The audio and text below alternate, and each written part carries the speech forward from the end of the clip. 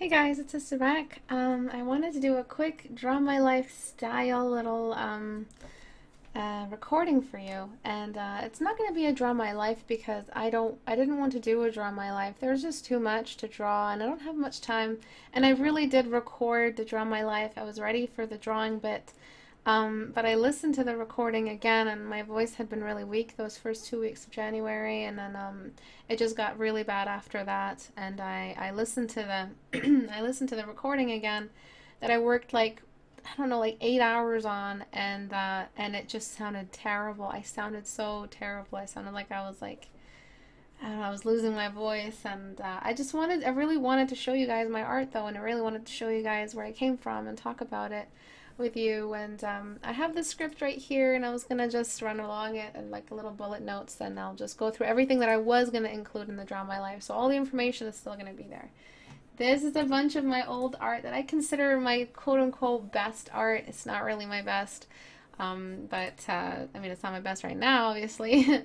But it wasn't my best back then, and but it was an example of what I was doing and what kind of stuff I did as I learned. So a lot of you think that I was like born drawing, and I definitely have made some mistakes, and a lot of the lessons that I teach in my classes are because of those mistakes that I made. So line dependency, anime, the anime influence, the unshakable anime eye, all of that excessive line and contrast dependency, all of that stuff is stuff I was guilty of. Not using references, not having a community, closing off, not being good with critiques, that was all me. So this is why I run these lessons, and it's because I'm, talking to my younger self, like the Why Your Drawing Suck video. That's me talking to myself as that when I was a kid, and I used to just sit there and ask myself, why do my drawings suck? What is it that I'm doing wrong? And I didn't realize that there was a great deal of forfeiting creativity for a little while until, just so you can get into the lab, grayscale lab environment of studies, and then go back to your creativity stronger. Instead of always going into field experience without having any lab work at all. And I consider studies as lab work. So let's get on with it. I'll show you. I'm so nervous. I don't like showing my old work. I hate showing my old work, and it'll just be there on my channel waiting for you guys to mock it. But we'll start with a nice spot. We'll start from where I was a kid, where I grew up and all that business, and then we'll move on to my art. So I, Istebrak, was born in Iraq in 1990. I was born in the war, in the Gulf War, I think the second Gulf War. And that war happened to my family so fast that they don't know what my birthday is. I was born in the summer, and that's pretty much when Desert Storm happened. I was born a little bit after that, or a little bit before that. We don't really know, but the entire lower region of Iraq, like from Basra, Nasiriyah, all these areas that are pretty low south Iraq, just had to evacuate the cities. And the smart people evacuated. The people that were left behind, like my family, a lot of people got left behind because they just didn't want to leave their homes. They would lose all property, and it would just all end up getting destroyed. And if they basically what they said was, the more if we leave of these homes, if we evacuate the city, they'll just see it as a chance to start bombing our homes and destroy our homes. But if we stay, they'll maybe avoid these areas because there will be civilians in here. So that was the quarrel. Some people left with their kids. A lot of people who had kids just ran off, and some people stayed behind just to stand up for their homes. And my uncle actually lost a foot and lost a couple fingers because of bombing. So it definitely hits home. The fact that the U.S. has raining bombs all over my country, it meant that I was a refugee, and we ran away, and I found my calling as an artist in Canada. But it's war is never the answer, and I'm both grateful and not grateful for what happened. I'm just trying to find like the silver lining. And it was definitely like I started with a boom. Basically, I was born with a boom, and it's just been a constant boom since then. And I'm proud. I'm very, very proud of where we came from. And we went into a refugee camp for 5 years after 1990 into Saudi Arabia. There were many, many refugee camps all around the borders of Iraq. Some people went to Kuwait. Some people went to Iran. Some people went to Saudi Arabia. And we were part of the Saudi Arabian camps, and we went to a spot in Saudi Arabia called Rafah, I think it's called in English, and we spent 5 years there. And I'll show you some pics. I'm going to show you some pictures. I'm not going to include my sisters in there because they don't want to be seen. But this is me. I was tiny. This is me when I was like 2 or 3. I just started walking. As you can see, these are the tents behind us in the camp. And this is me shoeless. Honestly, I went to Iraq in 2008. I couldn't even walk on the surface of the sand. It was so hot. I don't know how like a 2-year-old is walking around with no shoes. I remember this exact moment in my mind. I remember it. My uncle took this photo. And my sister was holding a bag of toys, and all I could think about were the bag of toys. I'm like, I need those toys. I can't show you the picture of my sister's side, but we would also exchange shoes, so sometimes she'd wear them, sometimes I'd wear them. But that was my sister, Hiva, my beloved, and yeah, I'm just gonna start crying. Okay, so this is me around 5. This is before we entered Canada, and this was my favorite dress to wear. And yep, this is the house. So at first we had tents, and as we stayed longer there, we started getting mud houses. And these mud houses ended up getting more sophisticated because there's just more funding came towards the refugees, and they got us toys, they got us all kinds of stuff. Of course, there wasn't enough toys to go around. My parents had 5 kids by the time we left Saudi Arabia, and my sister being the youngest at like a year or 6 months when we finally went into Canada. We were airlifted by Canadian warplanes, or I don't know. There were just these humongous ones that you'd had to wear like the full seatbelt the entire time. We're all just tiny little kids sitting in our tiny little chairs. Okay, so I've got more pictures. This is me again. This is much younger than this, and this is us in front of the tents. I'm going to show you a picture of what Rafah looked like back then. I believe this is Rafah. I'm not entirely sure. This is like a military base near it. I'm not sure if this picture is accurate. I did search it in Arabic. I'm not entirely sure. This is a picture of what Desert Storm did to the major highways in South Iraq. So these are some of like some of the ruins after the war and after the bombing. This is Basra, my city, and these are the highways. It was such a beautiful city, and it's just in ruins. It's in ruins today still. There's like that big crater in my uncle's house where a bomb blew up and he lost his foot. We saw it when we went to Iraq. Here is a picture of Rafah during a flood. I don't know why there were always floods in that little camp. It was so weird. Here is another picture of what refugee camps look like. Just thousands of people just housed in little tents, and if you got lost, you got lost forever. That was it. We all just huddled together for months and months. We arrived on buses. We were tiny little kids. I remember, it's really weird. My mom says I shouldn't be able to remember, but I remember when we first saw the camps. I remember there were so many cats, and it was such a weird yellow thing, and everything was sandy and gray and tan, and I remember everything. I remember being carried in and sitting in our first tent, and we got, you know, not Evian water bottles. It was some other brand of water bottle, and it was American brand, and I've never seen a water bottle before in my life, and they were just giving them out. And I don't know, maybe I'm remembering like when I was when I was 4 years old or something. But yeah, here it is. I think this is a military base because that looks like a basketball field, but I don't know. I'm not really sure. This is Zatri refugee camp. I don't know. This is just basically what they look like generally. It's weird. You can't find pictures of the refugee camp I came from. It's since been turned, like it's not a refugee camp anymore. It's turned into a city. But yeah, I can't find any pictures. It's so old. This is me again.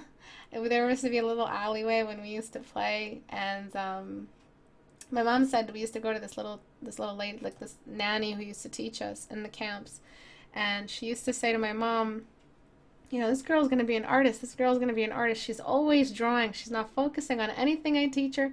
She's just drawing. She's always drawing with her finger on the stand or whatever she can get her hands on. She's always drawing. She's not focusing. But she's going to be an artist. My mom told me that, and I couldn't believe it. And I don't know. I don't really believe in you're born with it, but I believe you're born with a desire to draw. You're not born with skills, but you're born with a desire. I don't know. Maybe it's your spirit or something. I don't know. But yeah, after spending the first 5 years of my life in Saudi Arabian refugee camp, we were airlifted to Canada as refugee immigrants to Saskatchewan. And the most memorable experience about Canada, which represents like first world life for me, is the smell of sliced bread. I know that's so weird, but I swear every time I walk through the bread aisle in a store, the smell just takes me back decades. It was such a unique smell. I had never experienced anything. To experience such neat packaging was like the most major culture shock that I had as a 5-year-old or 6-year-old walking through like a Canadian. I didn't have any English in me, and the Canadian grocery stores, and I'm just watching how everything is so beautifully packaged. Even now, sometimes I go to the store. I'm 26. I go to the store. I'm walking around, and I can't believe how neat everything is. And I remember back to how life was, and the first 5 years really influenced the way you see the world. And yeah, I'm just sometimes shocked by how neat everything is, and it reminds me of how messy and out of order everything was back in the camps. After that, around age 9, was when I really officially started drawing. And I started drawing anime, and I'll show you some pictures. They're so embarrassing. Okay, God, where are they? All right. Yu-Gi-Oh! Oh my God, I can't believe I'm showing pictures. And this is the Kingdom Hearts days right here. Anime. I mean, I'm not ashamed by my anime roots, but I'm kind of like embarrassed with what I drew. This is around age, I don't know, I forget. Whenever Yu-Gi-Oh! Came out in the West, that's when I drew these. Age 9, I drew a lot of Card Captor Sakura and a lot of Pokemon.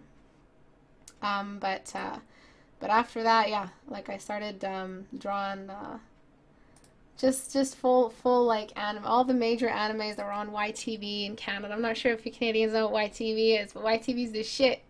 And that was basically our Cartoon Network channel, like the Cartoon Network equivalent in Canada. Okay, where's the rest? I love Yu-Gi-Oh! By the way. Yu-Gi-Oh! Was like amazing. Mostly because I was always drawn to the Egyptian aesthetic or something like that, but this is me drawing Yu-Gi-Oh's mom. I called him Yu-Gi-Oh! Is his name Yu-Gi-Oh? I completely forget. Oh my God, I remember when I drew this. I remember my bunk bed. This is actually much earlier than Yu-Gi-Oh! So this, I think, I don't know, I really don't remember, age 11, age 10 I drew these. And no, this Kingdom Hearts came out way after, yeah. This is like one of the earliest, I don't know what the fuck I'm drawing. Like I'm drawing this like stupid hoe. I'm drawing a hoe. I don't know what I'm drawing. But I don't know, I was kind of like into that whole anime, Ghost in the Shell kind of fighter girls, and I drew this and had such balls. Like I had such gall. Like I I drew the weirdest shit. I don't know, man. I was always drawing like badass girls. This was like Sailor Moon kind of style princess. And then after age, like all that anime age, I found The Lord of the Rings. And that's when everything changed. That's when everything took a turn for the best, for the better. I couldn't, like, I don't know, I can't imagine myself how life would have been if I hadn't found Lord of the Rings. I probably would have continued with that whole anime thing, which I'm not really proud of. Like, I can't really say it's my style because someone else worked on it, and that other person worked on it, and they based it on someone else's work, and I'm just like it's like a trickle-down style instead of something that I found myself. But The Lord of the Rings kind of had me invent my own thing. It had me explore my own ways of drawing an eye and then drawing a character inspired by that narrative. But I found The Lord of the Rings, and this is around age 12 to 13, I think. I've also found Wizard of Earthsea, and everything just fell into place after that. Let's take a look at these. This is like an orc guy, king dude. This is around, yeah, this is definitely grade 6. I remember stuff by grades. This is also grade 6. I found Lord of the Rings in grade 5, and then I read it through between grade 5 and grade 6, and grade 6 I just started drawing like crazy. I'm not sure if I showed this already, but yeah, I wanted to do a slideshow, I really did, but I want to go back in between stuff and talk about like this one, what I thought about this one, and this I really like this one because of the way I kept the negative and positive space, and I loved the Nazgul. They were just my life. I loved them. Everything about them, their drive, their mystery, the way it was like the juxtapositioning of beautiful robes against pure evil, and on a horse that was just as evil, and the way they ran and the way they were described and how mysterious they were and how unflinching and unyielding they were, and I don't know, it just inspired a strength in me. I know they're the bad guys, but I don't know what it was. They just clicked with me. I'm really weird. I've always been for the bad guys. The villains have always been my favorite ever since The Lord of the Rings, ever since forever. The villains were my dudes. This is some more like Nazgul inspired stuff. I was really proud of the early versions. I got really stylized as I went. This is a picture of Bilbo. just doing his own little walking, or a hobbit. And they're so old. Let's see. Let's see if I have any more Lord of the Rings inspired. This is some more anime stuff that came a little bit later. These pictures are so bad. I'm so sorry. I took them a long time ago. These are really old photos that I found on my drive. But the actual copies of these, the originals, I can't find them. They're just between a bunch, like hundreds of sketchbooks. Just drawing these warrior guys. And I loved Escaflowne, by the way. The show and the movie. So I, you know, it inspired a lot of that armor visual library that I had. Here's some more. There's my little signature. Oh my gosh, this is so embarrassing.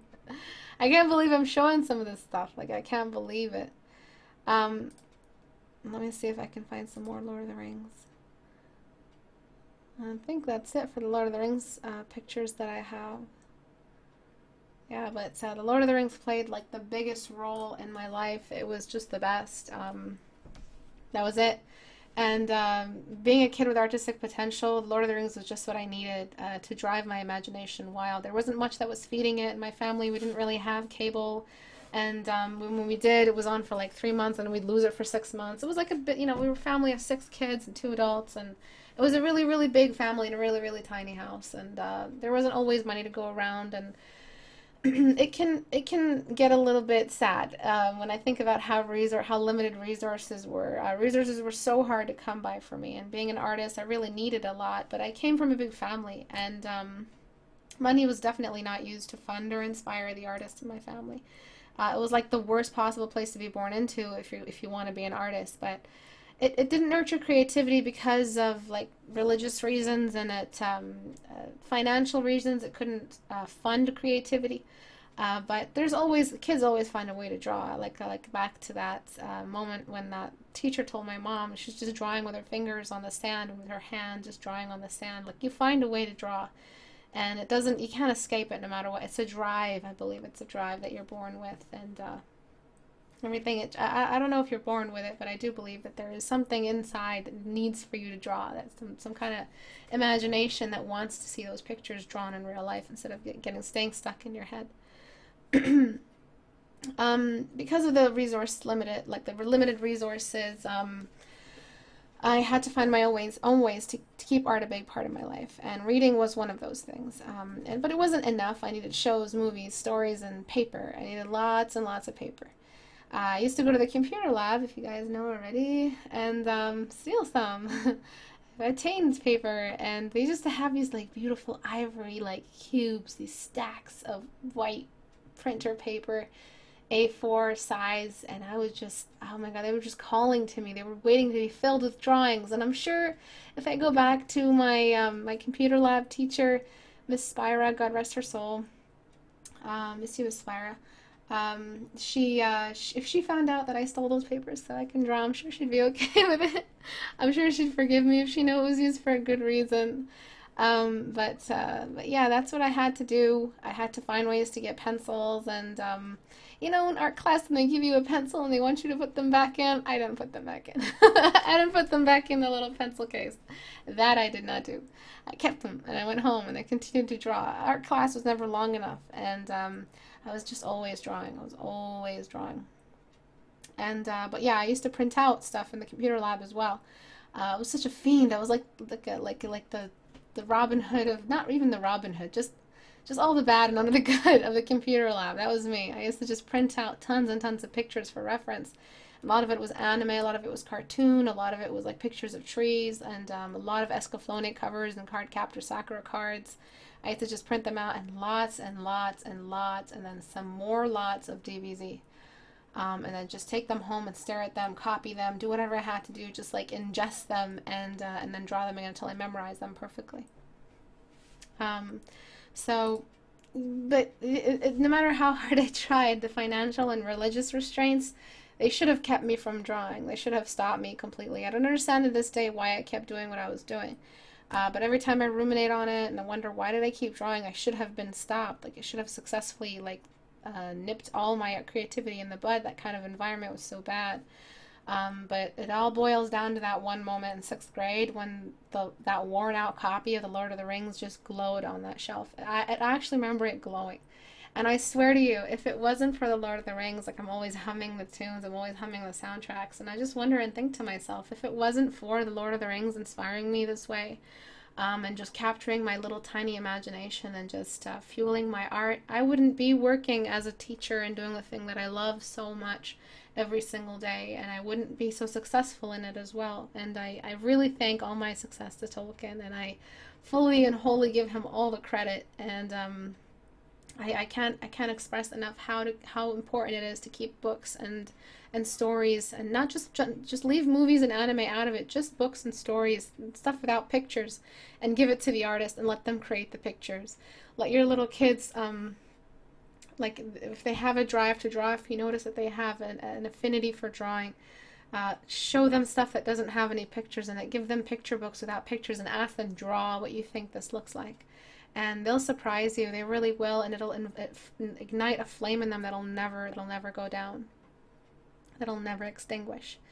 but yeah, those were my roots. And the biggest transformative variable in my art training, though, is especially being self-taught, is storing references. So the limited resources of my life growing up, I didn't have much.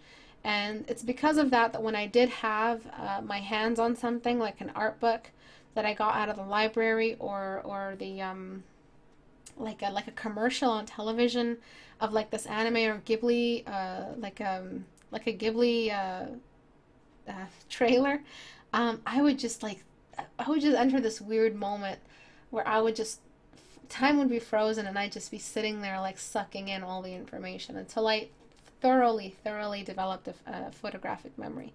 And I would have to just, look at it for 30 seconds or the duration of the commercial, and then I'd be able to look away and then reproduce it. And it's limited environments lead to, like, they allow someone to thrive. And sometimes limitations in the endurance that they inspire in you make for a more skilled artist. When you limit yourself, you're not always losing. Sometimes you're gaining because you're experiencing your potential and you're pushing your threshold. And that was the biggest transformative variable with my art, is that I learned how to memorize, and I learned how to sink in, and I stared at all that information. It could have been anything that inspired me, but it was almost always some kind of reference or drawing that someone else did, or there was this thing called Anime North in Canada, and YTV used to cover it. And they would go to the artist alley, and they would show all these artists that work for these crazy studios, and they would just draw on TV. And I was like, wow, one day I want to draw on TV. And I'm so happy. Like I'm looking back at all of this, and I just can't believe how far I've come, and how I've always known that I wanted this. And yeah, sometimes you just know, man, no matter how messy it gets, if you look back and just take a moment to think about it, you've always known what you wanted to do. You've always known in your heart, in your mind, that you've wanted this, whatever it is. There's always something that gives you a clue about who you are and where you want to go. You don't just like things willy-nilly.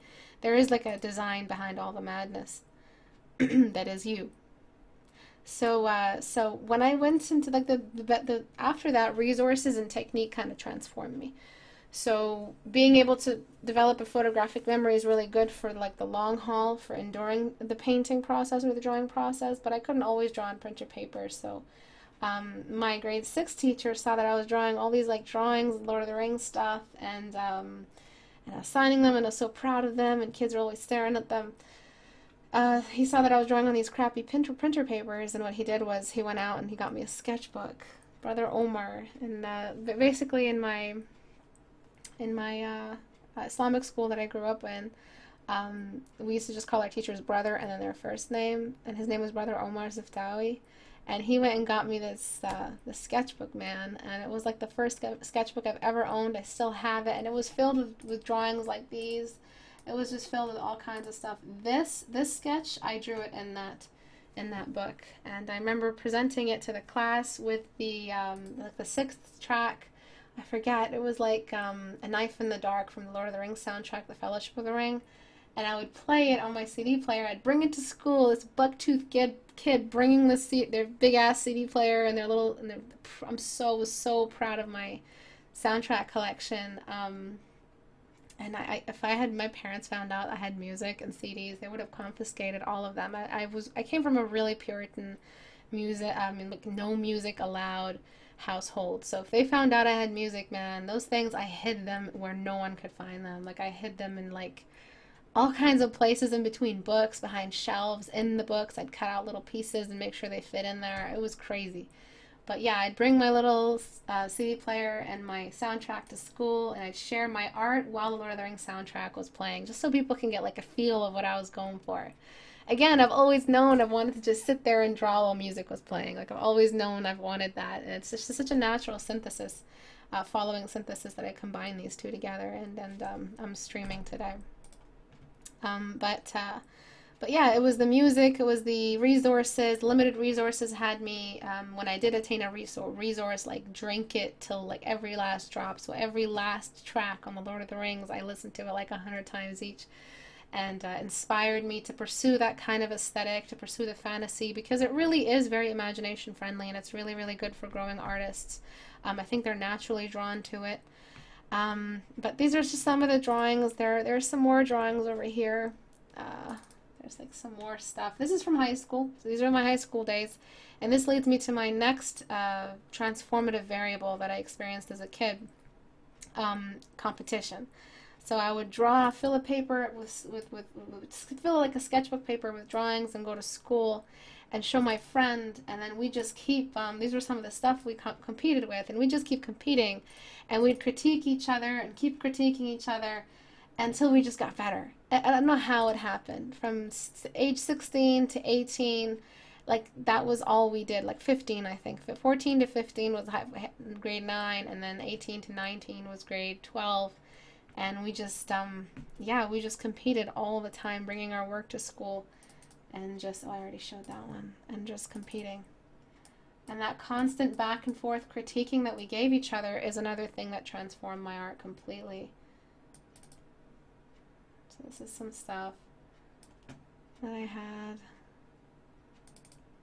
This is some crazy work. Like, I was such a, and you can see the Studio Ghibli influence that I had in my art. Some Afro Samurai. I love that show so much. I love the style. This was like later. This was like grade 11. I got a little bit better with anatomy. And these were really, really big sketchbooks. That's why they're so warped. They're huge sketchbooks. I tried a little bit of a watercolor. It was just a little weird. This was around when I was 19, 20. So I got a little bit better. So it was a jump. It was quite a jump from this being my first sketch to this. It was a lot of improvement. And what keeps you going is the mileage. What keeps you showing up is the inspiration. I mean, what gets you improving is the mileage. And what keeps you showing up to your sketchbook, actually just showing up, is the inspiration. And you gotta find that. That's the gold. That's the gold mine. And inspiration is the thing that's going to make you think about a narrative. You know, I want to draw this scene, this specific scene. I really just popping in my head, and I'm just seeing it in my head. I want to bring it to life. That's what makes you draw, guys. That's what makes you want to draw. The fact that you're doing that every day is what makes you draw better and better. So this was the earliest form of Istebrak I can find. I can't find anything before this.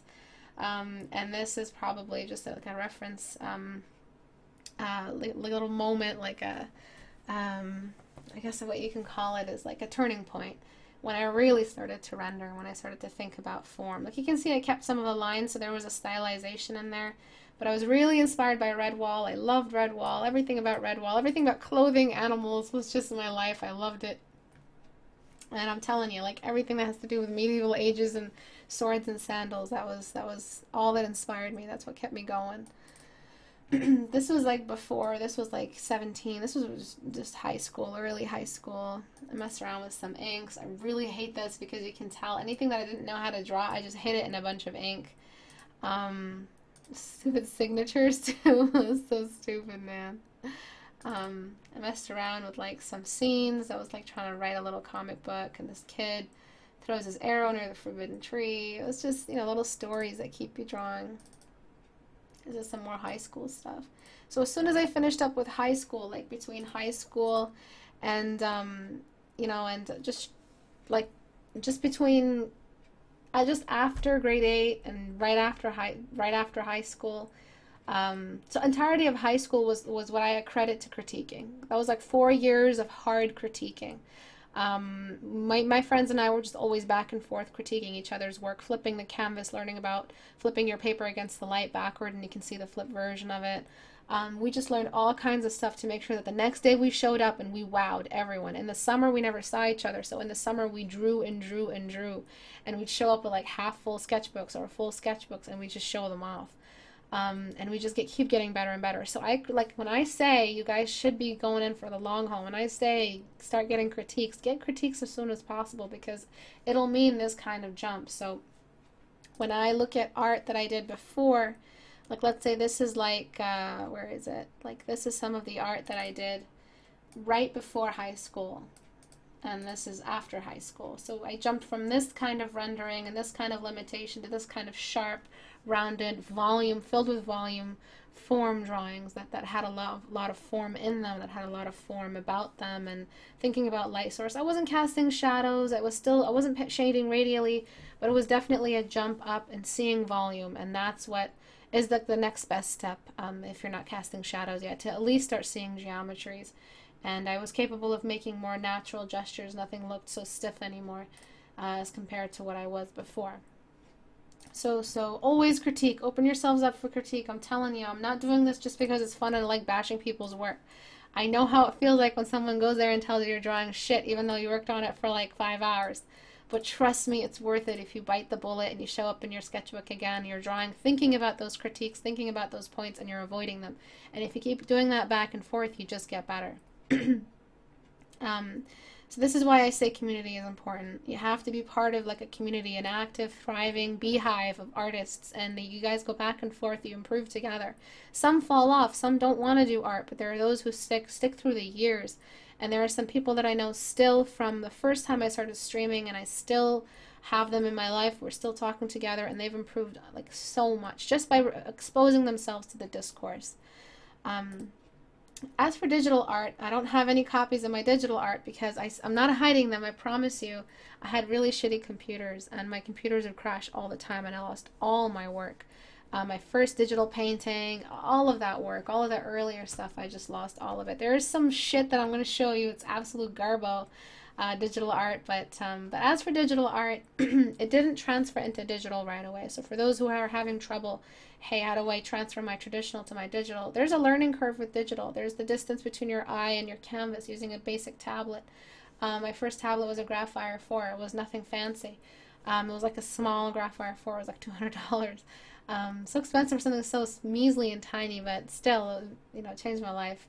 But it doesn't transfer. You have to be very patient with Photoshop. Be very patient with your first set of, and I didn't get into Photoshop right away. I got into Paint Shop Pro, and then I got into Coral Painter. Of course, I did MS Paint first, just to paint some measly green fields and yellow skies. But you got to give the digital thing some time until you have a familiarity with the dashboard. Then your actual traditional skill will catch up. It doesn't mean you can't draw. It just means you're not used to using this tool. You got to give it some time until this tool feels natural to you. I never made a dedicated shift into digital until after my university years. I did continue to draw full digital illustrations in my uni years, but I never with any real technique or form to my work. Like I never really pursued that. Until after I finished high school. I took English literature, and I took English literature in high school, and then I continued that into university. And I'm very happy I didn't take art uni. Like I'm happy I didn't go to art school, because what I saw was happening to my fellow friends who did go into art school, the ones I competed with in school. They just suffered, and they felt like they were just doing these stupid liberal and elective courses that had nothing to do with art, just so they can pay like a full course schedule and meet the course requirements for their degree, and like their credit count. It's just like a big scam just to get students to take more classes and pay more money and be more in loan and in debt, and take more loans. And it just didn't look like it was decent. You were basically paying to study at school if you could have just studied at home in the same way if you wanted to just draw every day. Just showing up to your sketchbook is enough. It's not enough for the whole way, but it's enough for the most part. Getting critiques and learning how to work with references and memorizing references and building your visual library, of course, that gets you all the way. But just showing up to your sketchbook is just enough if you guys want to pursue the self-taught way. And the whole digital thing, it's not required, but it's encouraged because it is a really popular tool now. So those are my thoughts on school and thoughts on digital. So in school, I studied English Lit. And of course I studied English Lit because I loved reading, and I loved everything to do with fantasy and English literature, and I've always wanted to go to Oxford, and I was such a stupid little kid with stupid fantasies. But yeah, I didn't want to go to go where Tolkien was, and live where he lived and teach what he taught. And he was an English literature professor, and he learned he taught English, he taught Old English, and it was just a whole thing that had to do with how he developed Elvish, and yeah, I was just a fantasy little nerd, and I wanted to relive his life and go where he was. I loved him. I loved Tolkien. I loved everything about him. And yeah, so in school we learned about classic literature, which inspired me a lot with my narratives and thinking about what I wanted to draw, what I wanted to express. We did a lot of poetry and creative writing. We did intertextualities. And then we moved into the branch of literary theory and prose and creative writing, psychology and psychoanalysis, prose and appeal, and this was the law stem, so I was headed towards law with this, and writing for law, and then literature and medicine, healthcare, and lots of elective astronomy classes. So that was a lot of stuff that I studied in uni, and none of it had to do with art, and I drew very rarely, and it was like one masterpiece every 3 months. Over 3.5 years of university. So yeah, it was like art came to a standstill.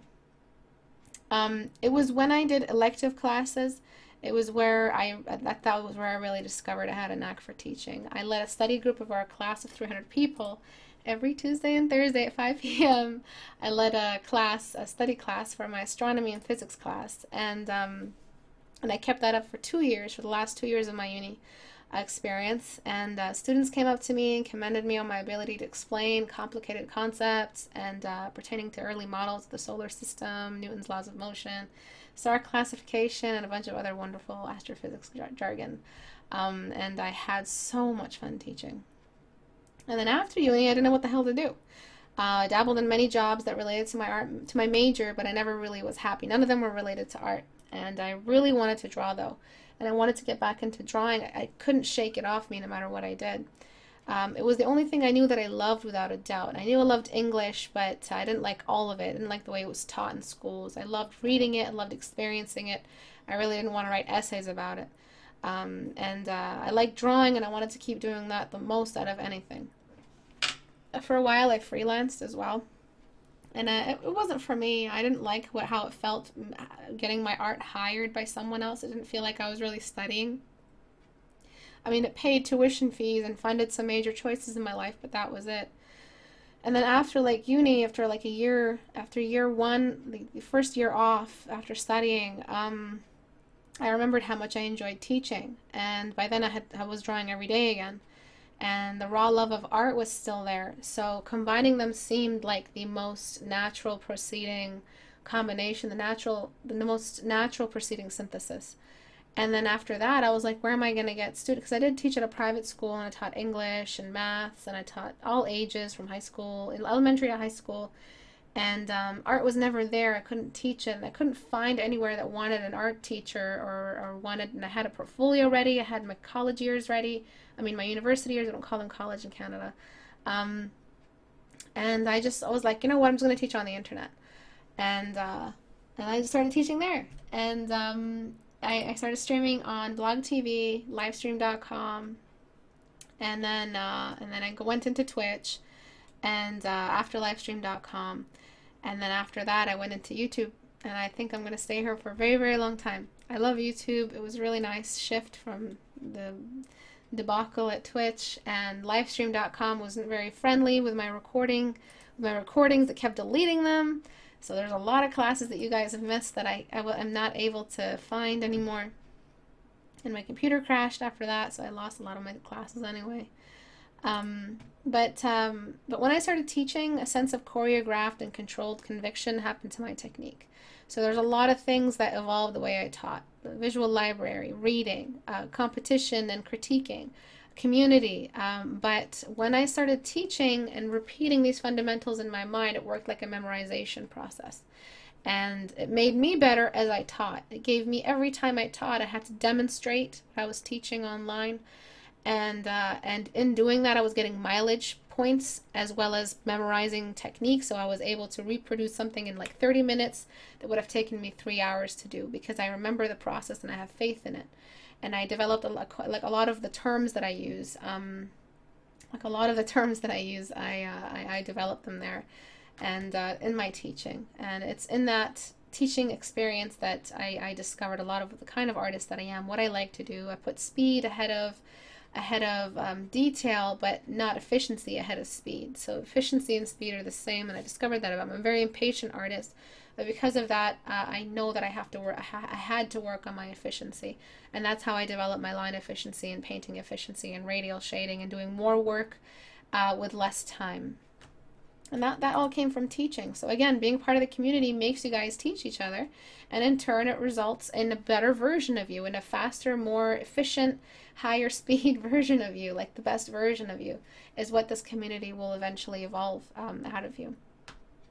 And yeah, I don't know, there's miles to go from here with my own portfolio. There's a lot of more of these stupid little drawings that I drew, like they just keep going and going and going, and I can't show them all because some of them are so stupid. But this, we all start somewhere, and I just wanted to show you guys where I started and a little word about what happened to me and where I went. And here's some of my like stuff that I did in university. So this is some stuff that I drew probably when I was like 19, 20, 21, and let me get some more stuff. I used to be like a big Bleach fan, so I did a lot of Bleach art. This is some stuff I did like a couple years ago. Probably like 4 or 5 years ago I did that. Some of these you guys know already. I consider them old. Oh my god, this one's so old. This one's like high school. So shitty. This is like the first digital stuff that I did. It was really, really crummy. Oh good god, this was so bad. This was like my contrast tears, and all I did was draw contrast. This was like a screenshot from a drawing that I did. I drew a realistic version of the penguins of Madagascar. Skipper, Private, Rico, and something, I forgot his name, Kowalski. This is one of my earliest. I don't know what she's doing. She's eating an apple and she's like committing sin. I don't know what the fuck I was drawing. Like, it was so shitty. Here's something else. Yeah, that whole draw, stop mixing genders, is pretty much where it came from. Making lots and lots of mistakes. This is like one of the first, in a second, I can't find it. I don't know, I couldn't find it. It's like not opening the file, it's like opening a web page or something. This is like one of my experimentations with brushes and landscapes, and this is some more sketching. My hand sketches were okay. It was that first, like moving into traditional, that kind of gave me all this trouble. Some more landscapes. This is bag end. Some more like stylistic stuff. This one is pretty recent. It's really not really proud of it, but I liked how I moved away from excessive detail and started working more in bold shapes. This is some older shit, way old, way old. Oh god. There's this one. This one is like 22, 23 years old. No, not 23 at all. This is way before that. This is like 23. That's like only 3 years ago. This was like during college, so this is like first year university, second year. So yeah, 22, 21. No, not even, like 20, yeah. Sorry, I have to be really specific. There's another one. Oh. I really like portraits. Really like portraits. Some more landscape stuff. Really experimenting a lot. as you can see, everyone starts somewhere. This is when I got more into sculpting. So this was 3 years ago. This is me getting more into sculpting. My figures were still a little bit stiff though. But yeah, this is definitely into sculpting. This is around the same time as, where is it? As that, or a little bit earlier. And just being more stylistic, trying to make every study a masterpiece, and I shouldn't have done that. Just some more stupid stuff. Really, this one's really old. This is like the second, probably, digital painting I've ever done. It's just terrible. I did this right out of high school. It's just terrible, dude. It's just terrible. But I get what I was going for, like portrait and pretty girl portrait and stuff, but it's just garbo. This is my make everything detailed level, like in the detail years. It was just, I'm so cringing right now. This is like right out of high school too. Probably like the 6th ever digital painting that I finished. This was about the same time as this one, so you can see how I was experimenting with the colors and the pastel and staying away from detail into more bold shapes. This was back in that make everything detailed stage. You know, use as much detail as you can and don't stop till you drop. Some more landscapes. Not really. They're very abstract. There was not much happening with them. This was the reference, I think. This is like some more sketching, really, really crummy. And this is about like when I really started moving into using references properly. So this is pretty old, but it's one of the newer, older pieces, not new, like recent at all, not within the year, this year or the year, last year or the year before it, like 4 or 5 years ago, but it's still, it's pretty mostly recent, 3 or 4 years ago, tops. This was in 2012, 2011, whenever this came out, whenever this movie came out, that's when I drew this. I really like Frankenweenie. This one's pretty recent, about 3 years ago. These sketches are around 3 years ago. Just drawing Rob Stark, what I thought Rob Stark looked like. I really like the sketch. Have some super old stuff in here, like super old, like when I was 12. Some of the hand sketches that I did. What the fuck that is. And then this guy with his buddies. Stupid long faces and stuff. It's so stupid. We all start somewhere, right? Let's see, what else do I have in here? This was like 3 years ago. No references, so I had really bad, but I got a good hold of my colors. And then we moved into this, also like 3 years ago and stuff. Where's the rest? This one, a little bit too much detail. I have a million things to fix about these. This was from that nose tutorial, if you guys remember. Really old. Super, super old. And there's this again. Let's see, what else do I have in here? Just a lot of old stuff. Just old stuff. It's like, it felt like ages ago because so much has changed since then. Like me personally, I've changed a lot. This one is pretty old as well, but I kind of like how I stuck to the geometric anatomy, shading the larger pieces over the smaller pieces. This is when I got into sketching bodies and sketching figures. Try to fix my gestures and stuff. This is another example of when I started, getting a little bit more loose with my sketches, but still overly textured and garbo. But you can tell how I started to get a little bit more aware of my large brush and zooming out and staying a little bit more modest with the detail clusters. Lots of stuff, so much stuff. There's just so much that I can show, but there's just so little time.